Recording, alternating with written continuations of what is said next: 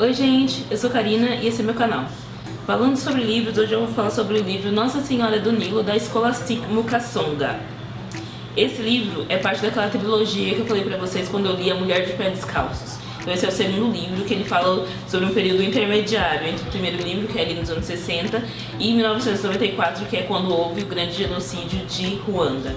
Esse livro, ele não fala essencialmente sobre o genocídio, ele fala sobre os conflitos dos Tutsis e dos Hutus, ele passa por isso, mas ele fala sobre essa Nossa Senhora do Nilo, é um liceu, uma escola para moças, que era para as moças que seriam as futuras grandes mulheres de Ruanda, as mulheres que se casariam com ministros, com chefes de Estado, com pessoas importantes, né, de Ruanda. Então ele é ficcional, né, e ele fala sobre esse liceu onde essas mulheres, essas meninas que seriam grandes mulheres, mulheres de pessoas importantes, estudavam. Então ele fala sobre o dia a dia do liceu, sobre como eram os professores, que tinham professores belgas e franceses, né? Porque a Ruanda foi uma colônia da Bélgica e na Bélgica se fala francês, então por isso eles também tinham professores franceses. E sobre como era a convivência deles, né? Apesar de ser um país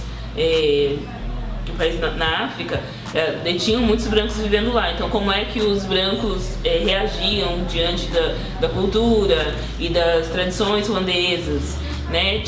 Sempre tem aqui nesse livro tem o branco estranho, esquisito, que fica, elas sempre falam, os brancos são muito estranhos, então tem os brancos estranhos que criaram as teorias de que o povo ruandês na verdade não é um povo negro, que é um povo que vem dos egípcios, que fizeram uma grande viagem, blá blá blá. Então tem todas essas teorias, né, que porque ser negro é ruim. Então os ruandeses, como eles tinham umas características mais eurocêntricas, nariz menor mais fino, os lábios mais finos, então eles criaram essa teoria de que na verdade os ruandeses não eram negros, eles eram descendentes de algum outro povo que migrou para África e blá. Em vários momentos se fala sobre o conflito dos Hutus e dos Tutsi, porque os Tutsi são um povo minoritário, né, e o povo majoritário são os Hutus.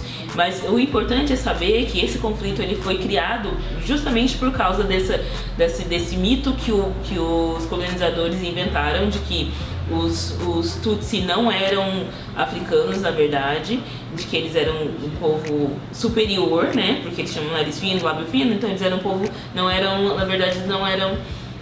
ruandeses, não eram africanos, então eles não eram negros. E daí esse conflito se intensificou porque durante muitos anos os colonizadores deram poder para os Tutsi, que era o povo minoritário, né, e subjugaram o povo majoritário, que eram os Hutus. Então esse conflito, o conflito tribal sempre existe, mas ele foi muito mais aprofundado por causa dos colonizadores, né? Então em vários momentos se passa aqui no livro, existem algumas meninas que têm um pai Tutsi e a mãe Hutu, ou ao contrário, e daí as pessoas falam, você não é uma ruandesa de verdade, você não tem sangue puro, né? Porque você não é do povo da enxada, que é assim que era conhecido os Hutus. Em vários momentos esse conflito surge assim durante as discussões das meninas, das conversas e tal. E em vários momentos também tem a questão, em vários momentos, uma coisa que eu acho bem legal, se fala sobre tradições, sobre o que a gente chamaria, né, que os colonizadores começaram a chamar de bruxos, das pessoas que fazem fazem previsões usando elementos da natureza, né, como chuva, a pessoa que traz a chuva, né, então, isso é bruxaria, isso é coisa do demônio, né, demonização da cultura africana, né, da cultura ruandesa nesse caso, porque cada povo tem o seu tipo de cultura, né, então a mulher que fala com a chuva, que traz a chuva, que fala pra chuva vir, pra chuva ir embora, é bruxa, é demônio, enfim, né. Então tem vários, a mulher, o cara que fala com as rainhas antigas, que tem sonhos proféticos, é aquela coisa que sempre é demonizada e vista como uma coisa ruim, né, quando é só uma tradição deles, né, uma tradição daquele povo. No finalzinho do livro, aparece um pouco mais, com bastante força. Foi uma coisa assim, até que me pegou bem desprevenida, a questão do conflito, do conflito um pouquinho antes do genocídio. Então no finalzinho do livro começa já a passar para o próximo livro, que é o Baratas. Então começa a falar, acho que nos últimos 3 ou 4 capítulos, começa a se falar um pouquinho mais sobre o conflito e o início, né, o que poderia ter sido o estopim pro genocídio de 94. Então é um livro bem interessante de ler, ele passa várias informações ele passa várias informações soltas.